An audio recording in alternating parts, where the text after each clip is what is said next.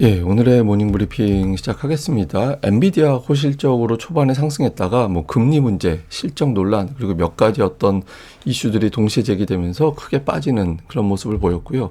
고용지표 발표도 어느 정도 영향을 줬다 이렇게 분석이 되고 있습니다. 그러니까 일자리는 늘고 실업률도 올라가고, 그러니까 이게 금리 인하는 어쨌든 어려워진 거 아닌가? 이런 어떤 주장들이 계속 제기가 되고 있고요.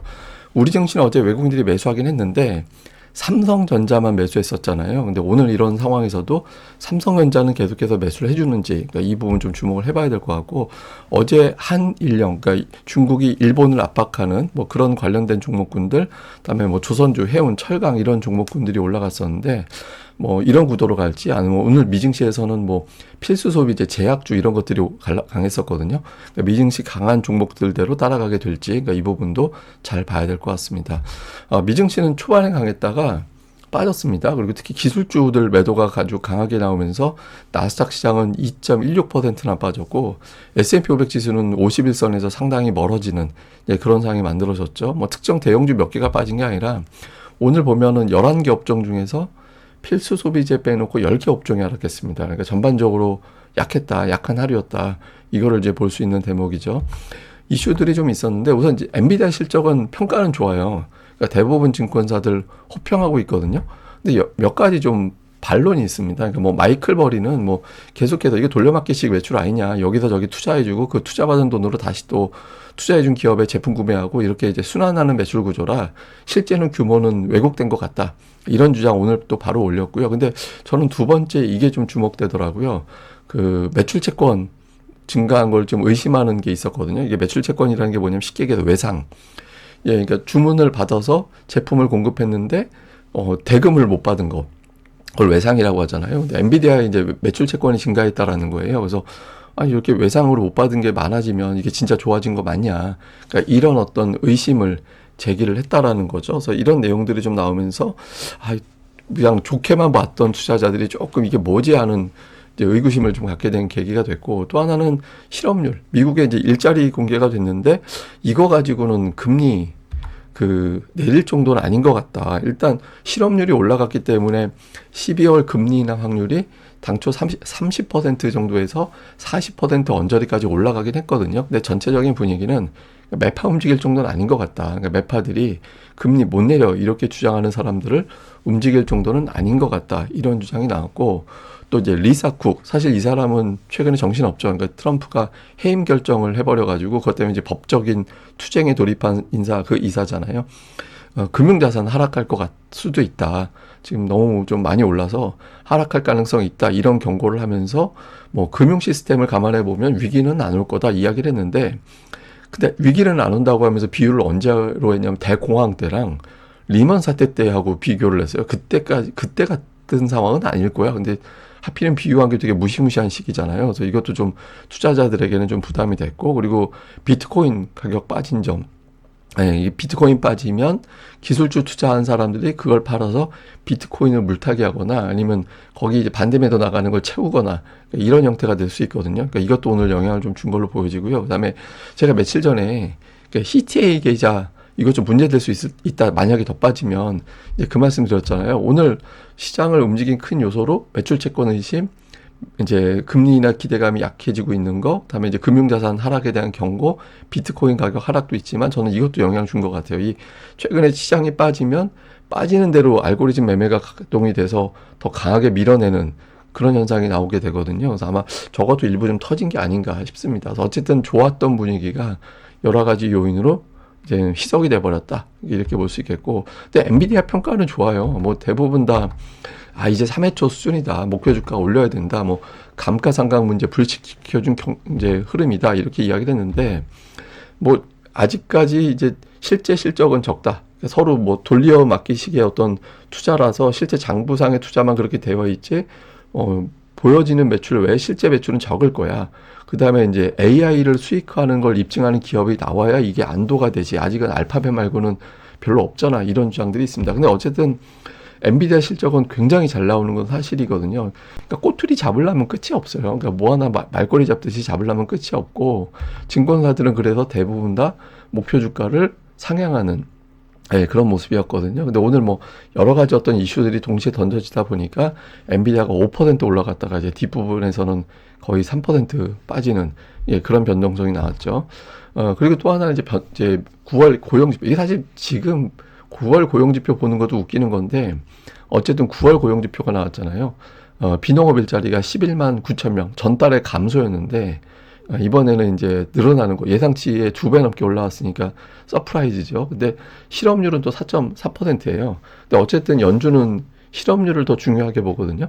그래서 12월 금리나 확률은 올라가긴 했습니다. 근데 이제 닉 티밀하우스는 논쟁만 커질 뿐이고 매파 움직일 정도는 아닌 것 같아. 이런 분석을 제기를 했고 더 중요한 건 10월과 11월 고용지표가 다음 달 16일에 나온다라는 거예요. FMC가 10일에 있거든요.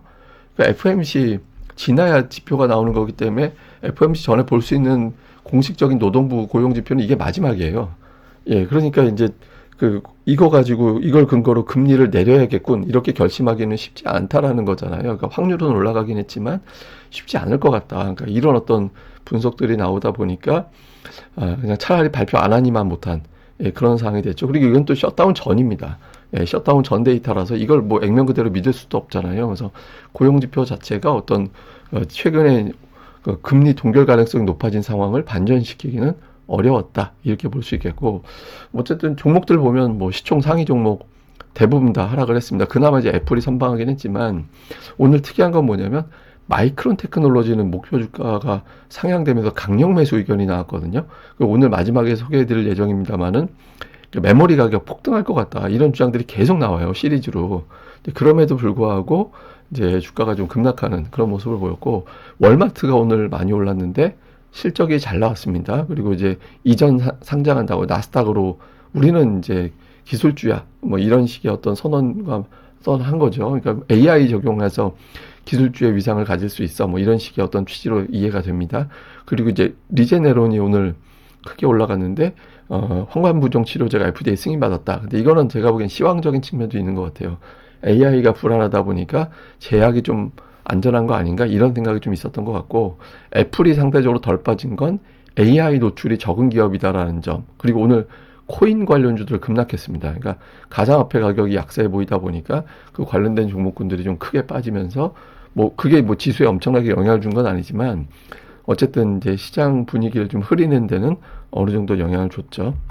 그리고 지금 시장이 별로 안 좋긴 해요. 그러니까 초반 10일 동안 원래 11월이 미국은 강하거든요.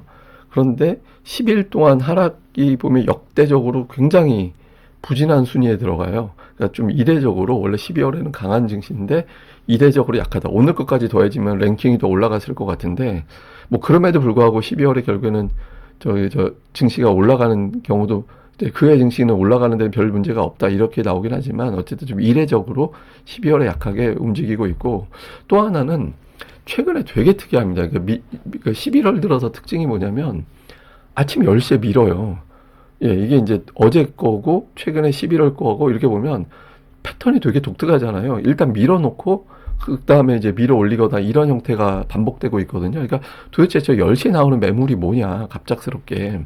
그러니까 알고리즘 매매가 이제 있는 것 같다. 그러니까 알고리즘 매매라는 거 뭐냐 기계에 설정돼서 이때는 무조건 팔아, 이 조건에서는 무조건 팔아 이렇게 설계되어 있는 프로그램 매도가 반복적으로 뭔가가 작동하고 있는 것 같다. 근데 이제 문제는 뭐냐면 제가 이제 그 며칠 전에 갑자기 이거 상식으로 알아두시라고 알려드린 거 있잖아요. 그러니까 CTA, 그러니까 추세를 추종하는 그 매매를 하는 거거든요. CTA라니까 이게 운용 자산이 한 500조 원 정도 됩니다. 근데 이게 추세를 추종하다 보니까 올라갈 때는 굉장히 강력해요. 그러니까 올라가는 거 계속 추격 매수하니까. 근데 빠질 때는 계속해서 또 매도를 쏟아내게 되거든요. 왜냐면 하락적으로 돌아서게 되면 이게 최근에 주식시장이 약했잖아요. 그러니까 여차하면 확 밀어내는 어제 약했지? 그러니까 어제 못 판 거 아침에 밀어야지. 이런 형태가 된다든가 하면서 하락 나올 때 그 하락을 더 부추기는 그런 형태가 좀 반복되고 있거든요. 그래서 최근에 어떤 하락 그리고 오늘의 하락을 이 CTA 계좌의 문제로 지적하는 예, 그런 것도 있습니다. 실제 오늘도 보면 10시에 밀었어요, 또.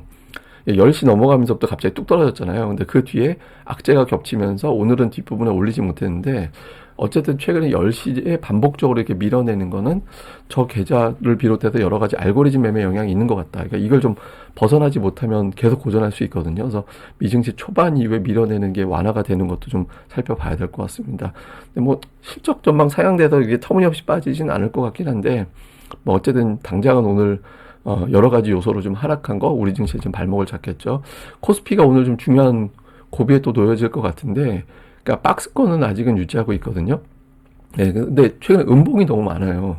그러니까 음봉이 너무 많다라는 거는 투자자들이 내일장을 걱정하는 그런 케이스들이 늘어나고 있다라는 거잖아요. 근데 오늘 야간 선물이 3% 넘게 빠졌기 때문에 장 초반에 이제 100포인트의 변동성이 또 불가피해 보이긴 하거든요. 그러니까 박스권 하단을 과연 지켜낼 거냐. 이게 되게 중요하죠. 그러니까 3,900이 하단인데, 그러니까 종가 기준으로 이걸 지켜낼 수 있는지, 이 부분을 좀, 이제 봐야 되는데, 특히 이제 21선 아래에서 주가가 머물고 있는 거는 좀 좋지 않긴 하거든요. 그러니까 21선이란 건 한 달 동안의 증시 평균 컨디션 이야기하는 거잖아요. 근데 지금 최근 컨디션이 안 좋아졌다는 걸 보여주는 거죠. 그러니까 이게 올라가줘야 나 컨디션 회복했어. 이렇게 되는 건데, 지금 이 아래 계속 머물고 있는 거는 이게 썩 좋은 흐름은 아니죠. 그래서 어쨌든 오늘 오후장의 어떤 흐름 좀 중요하게 봐야 될 것 같고요. 외국인들이 어제 모처럼 매수하긴 했는데 제가 계속 매도 비중 중요하다라고 말씀드렸잖아요. 근데 저게 25% 밑으로 떨어져야 매도 자체가 없어진 거다. 최근에 어쨌든 우리 주식시장에서 계속 매도하고 있는 쪽이 있는데 더 매수가 강하게 들어와서 어제는 매수로 잡힌 거고 저 매도 비중이 25% 안쪽으로 떨어져 줘야 그때부터 주식시장은 추세를 잡을 수 있다. 근데 어제도 외국인들 순매수한 날에도 28%가 넘었었거든요. 그래서 이게 좀 줄어들지 않고 있다라는 점은 외국인들 순매도가 언제든지 크게 늘어날 수 있다라는 걸 보여주는 겁니다. 근데 특히 그 중심에 하이닉스가 있어요. 예, SK 하이닉스가 이틀 연속 순매수 없이 계속 매도하고 있잖아요. 그러니까 바로미터로 하이닉스 매도가 끝나면 저 외국인들의 매도 비중 커진 사이클도 끝나는 거다. 이렇게 보면 될 것 같습니다. 근데 어쨌든 이걸 다행이라고 해야 되는지 모르겠는데 외국인들이 선물 매도를 아주 많이 칠 수 있는 것 같지는 않아요. 예, 매도할 수는 있는데 뭐 몇만 계약씩 이렇게 계속 연속적으로 때릴 수 있는 상황은 아니긴 하거든요. 그래서 좀 외국인들이 하락시킬 수 있는 여력은 현물밖에 없는 것 같긴 한데 뭐 어쨌든 이제 당장 중요한 거는 하이닉스 매수 전환시키고 매도 비중 줄어들고 이런 모습들이 나와줘야 하루 반짝 반등 아니면 최대 한 이틀 나왔다가 다시 빠지고 이런 현상이 아니라 추세를 올릴 수 있죠. 이 부분이 좀 개선이 돼야 될 것 같습니다.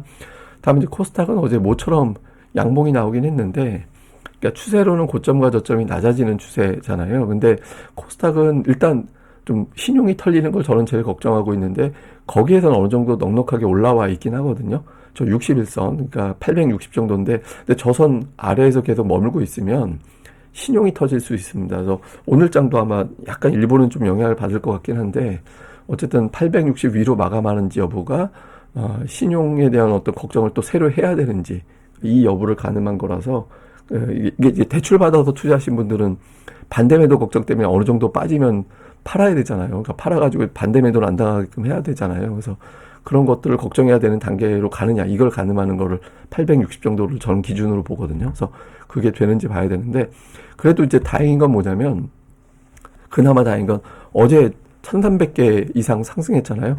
최근에 1300개 이상 상승하는 경우가 그래도 좀 자주 나오죠. 이렇게 이제 과매도권 내려가면 바짝바짝 들어올리는 시도들도 나오곤 있거든요. 그래서 좀 이렇게 급락할 때는 이제 좀 최근에 수급이 좋았던 종목군들, 그러니까 이번 주 기관하고 외국인들이 매수한 종목들이거든요. 이게 리스트들인데 그러니까 이런 종목군들 같은 경우 뭐 빠졌을 때 덩달아서 손절매가 나오는 게 아니라면 이 종목들은 복원력이 좀 이 중에서 전부 다는 아니겠지만 일부 종목은 이제 복원력이 제법 강하게 나올 수 있거든요. 그래서 기관들이 또는 외국인들 그리고 기관 중에서도 투신권과 연기금이 좀 공들이는 종목들에 대해서는 좀 관심을 가져나갈 필요성은 있다. 이렇게 보면 될 것 같습니다.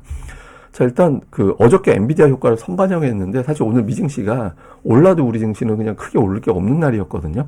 여기에 이제 또 밀려버려가지고 타격이 이중으로 커지는 그런 상황이 만들어지게 됐죠. 특히 금리 인하 기대감이 약해진 상태고 달러 강세, 그러니까 환율이 좀 올라갈 수 있는 사실 지금 환율이 올라가는 게 원화만 이제 약세는 아니라서 그렇게 심각하게 볼 단계는 아니긴 해요. 그리고 이제 우리나라에서 해외 투자 많이 나간 거 이거 그렇게 부정적으로 볼 건 아니잖아요. 가서 달러 벌어오는 거잖아요. 달러 강세인데 달러까지 벌어오는 거니까 나중에 이제 팔면 이익이 되는 거니까 그 자체가 문제가 되는 건 아닌데 시장에서는 걱정 갖다 붙이려면 또 붙일 수 있는 거죠. 그러니까 여기에 대한 게 있고 그다음에 호재성 재료가 삼성전자 하이닉스에는 그래도 이어지고 있거든요. 오늘 AI 문제가 터지고 마이크론 테크놀로지가 폭락을 했기 때문에 영향을 받을 것 같긴 한데 호재는 어쨌든 계속 나오고 있습니다. 근데 이제 이런 가운데 그 예탁금은 줄고 신용은 늘고 있거든요. 그러니까 이제 코스닥의 수급이 좀 아슬아슬하긴 해요. 근데 이제 계속 말씀드린 대로 860 정도를 방어해야 되느냐 종가 기준으로 그 여부가 이상한 투매가 나오는지 여부를 가늠할 수 있어서 이제 종가 기준으로 860 정도 지지되는지는 좀 잘 봐야 될 것 같습니다. 근데 제가 이제 그래도 너무 나쁜 것만 얘기해서 또 이제 좀 희망이 될 만한 것도 같이 설명을 드리면 어제 기사 나온 게 AI가 메모리까지 잠식한다 이런 기사가 나온 게 있거든요. 이게 이제 PC도 그렇고 데이터 센터도 모두 D램을 필요로 하는데 공급 업체들은 이익이 많이 나는 HBM, 그러니까 데이터 센터용 제품에 집중할 수밖에 없다. 이러다 보니까 PC, 스마트폰, 자동차, 의료 장비까지 메모리가 부족하다.